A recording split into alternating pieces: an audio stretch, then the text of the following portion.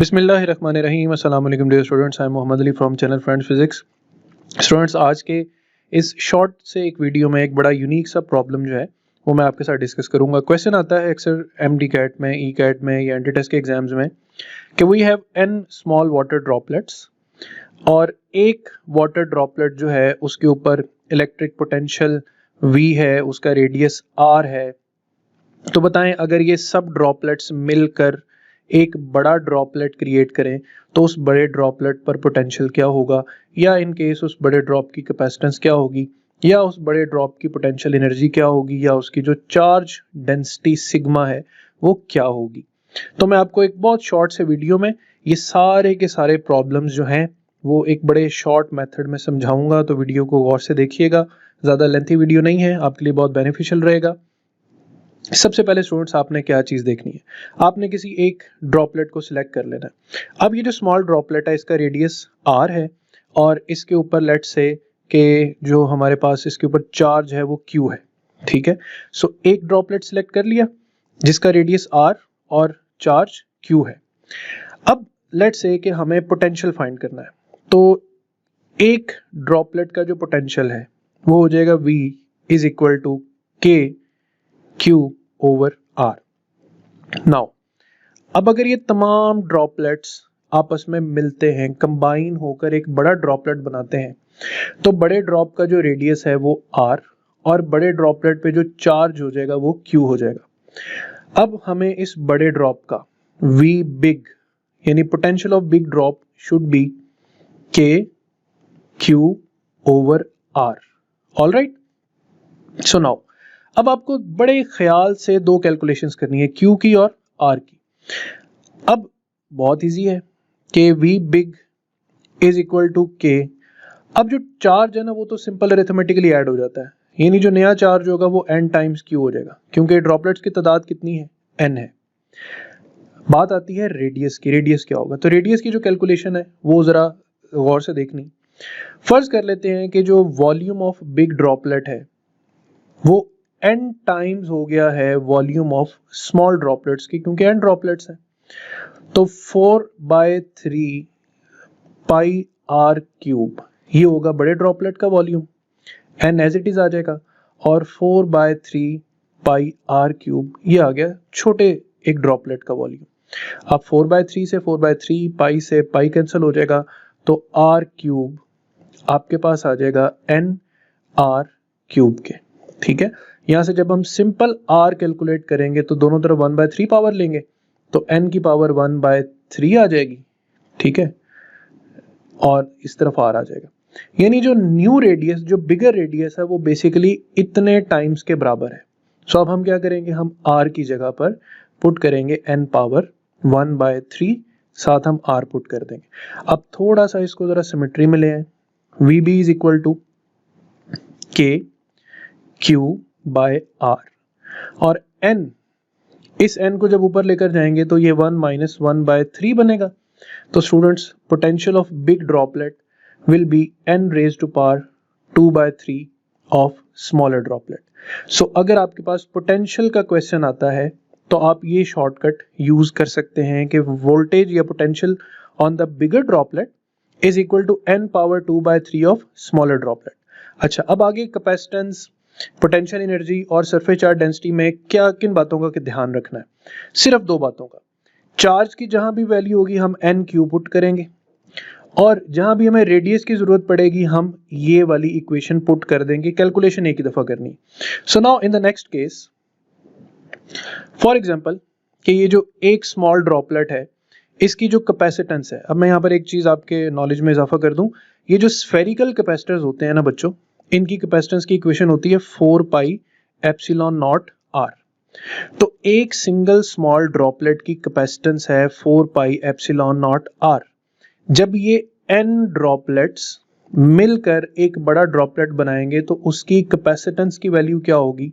तो हम लिखते हैं capacitance of big droplet is equal to 4 pi epsilon nought and capital R। So क्या चीज बताई थी मैंने, capacitance of big droplet is equal to 4 pi epsilon nought, और r की जगह हम यहाँ पे क्या पुट करेंगे, n power 1/3 into small r।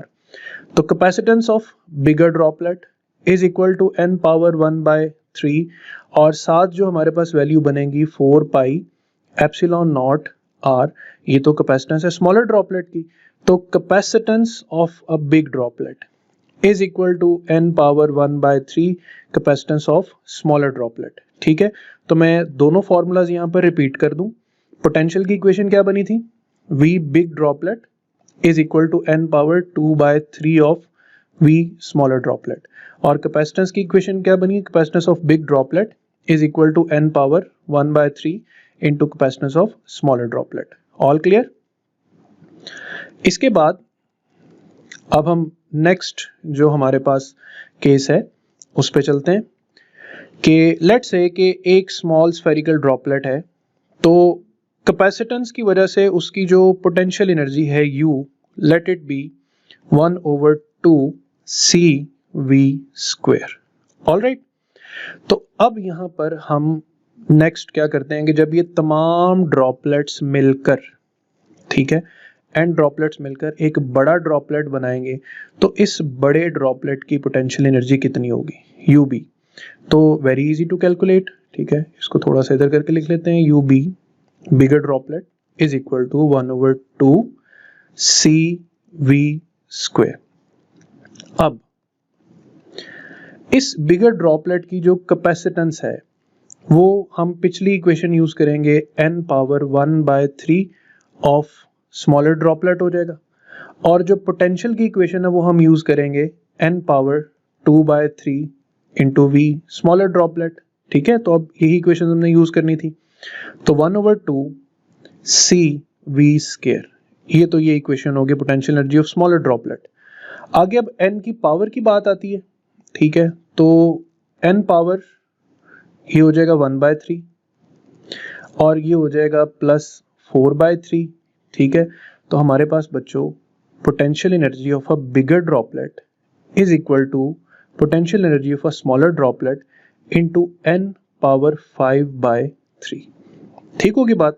तो पोटेंशियल एनर्जी के केस में बच्चों ये शॉर्टकट बनेगा, potential energy of a bigger droplet is equal to the potential energy of smaller droplet times n power 5/3। तो मैं फिर तीनों फॉर्मूलाज यहाँ पर रिपीट करता हूँ कि अगर आपको n ड्रॉपलेट्स का क्वेश्चन आए पोटेंशियल के लिए, तो potential of a big droplet is equal to n power 2/3 of smaller droplet, capacitance of a big droplet is equal to n power 1/3 into capacitance of smaller droplet, potential energy of a bigger droplet n power 5/3 into potential energy of smaller droplet। और finally जो आखिरी चीज है कि एक small charge जो है, एक स्मॉल ड्रॉपलेट जो है, उसके ऊपर surface charge density let it be charge per unit area. तो चार्ज, अब चूंकि ये स्फेरिकल है तो स्फीयर का एरिया क्या होता है 4 पाई आर स्क्वायर। जब ये n ड्रॉपलेट्स मिलकर एक बड़ा ड्रॉपलेट क्रिएट करेंगे तो सरफेस चार्ज डेंसिटी को क्या हो जाना चाहिए, Q बाय एरिया। तो surface charge density of big droplet is equal to Q की जगह क्या लिखेंगे, NQ, एरिया की जगह हम लिखेंगे 4 पाई आर स्क्वायर्ड। ऑलराइट, और अब फिर आपको रिकॉल करना है कि यहाँ पे surface charge density of big droplet is equal to NQ over 4 pi, अब यहाँ पर हम लिखेंगे n पावर 1/3 R। ठीक है, ताकि हम इसको स्मॉलर ड्रॉपलेट से कंपेयर कर सकें। तो यहाँ पर मैं आगे सॉल्व कर देता हूँ, surface charge density of big drop is equal to, अच्छा इसके ऊपर स्केयर भी है, तो यहाँ पर हमारे पास NQ डिवाइडेड बाय, अब ये जो n की पावर स्केयर होगी तो मैं यहाँ पे n 2/3 अलग लिख रहा हूँ और 4 पाई r स्केयर ये मैं अलग लिख रहा हूँ, ताकि ये इक्वेशन मेरे पास बन जाए, ताकि इसको मैं surface charge density of smaller droplet consider कर सकूं। और यहाँ पर स्टूडेंट जो अब मेरे पास फाइनल रिजल्ट आएगा, surface charge density of bigger droplet is equal to, अभी ऊपर जाके माइनस होगा 1 माइनस 2/3, तो ये n power 1/3 and surface charge density of smaller droplet, ये शॉर्टकट इक्वेशन बन जाएगी। ठीक है, तो अब हम इस सारे टॉपिक को समराइज करते हैं कि ये साइड है n स्मॉल ड्रॉपलेट्स की, इनका जो पोटेंशियल है वो है K क्यू बाय आर।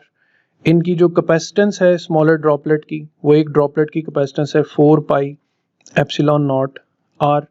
जो पोटेंशियल एनर्जी है एक स्मॉलर ड्रॉपलेट की, ठीक है, वो है 1/2 C small V small square.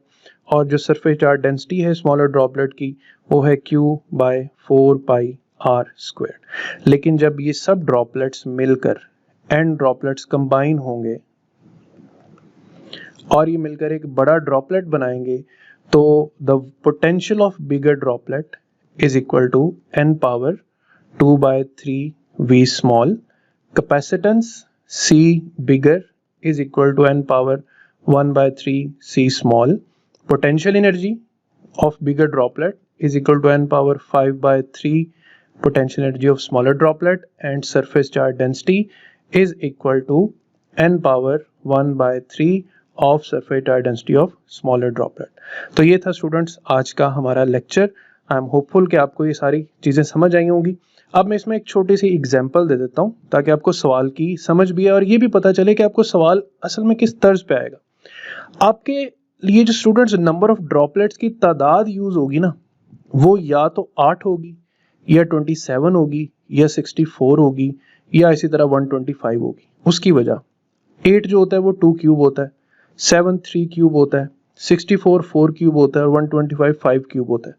अब ये ऐसे नंबर्स यूज होंगे, उसकी वजह कि जब आप यहाँ पे 27 पुट करेंगे तो उसका क्यूब लेना आसान हो, क्यूब रूट लेना आसान होगा।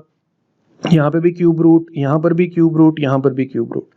तो आपने ध्यान रखना है कि आपको कौन सा जो डिजिट है वो दिया गया है और उसका क्यूब रूट जो है वो यहाँ पर एग्जिस्ट करेगा, ठीक है।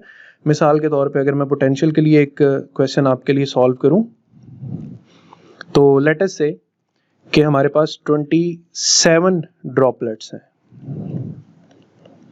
ठीक है, जिनके हर एक के ऊपर पोटेंशियल V है, हर एक का रेडियस R है और चार्ज Q है। अब ये 27 ड्रॉपलेट्स बड़े मिलकर एक बड़ा ड्रॉपलेट बनाते हैं, तो हम लिखेंगे जी V bigger is equal to 27 के ऊपर हम लिखेंगे 2/3 और यहाँ पे लिखेंगे V स्मॉल। अब इसको आगे फर्दर कैसे सॉल्व करूंगा, मैं 27 को लिखूंगा 3 क्यूब, ऊपर लिखूंगा 2/3 V स्मॉल, तो V big is equal to, अब 3 से 3 कैंसिल होगा और 3 का स्क्वायर क्या हो जाएगा 9 V स्मॉल।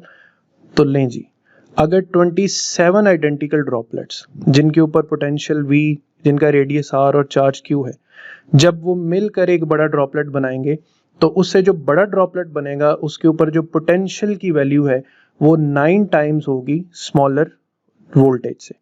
अब आपने इसी 27 के डिजिट के साथ स्टूडेंट्स क्या करना है, आपने कैपेसिटेंस भी कैलकुलेट करनी है बिगर ड्रॉपलेट की, पोटेंशियल एनर्जी भी बिगर ड्रॉपलेट की कैलकुलेट करनी है और सरफेस चार्ज डेंसिटी भी कैलकुलेट करनी है, और फिर मुझे कमेंट सेक्शन में बताना भी है। आज के लिए इतना ही, अपना ख्याल रखिएगा, अल्लाह हाफिज़।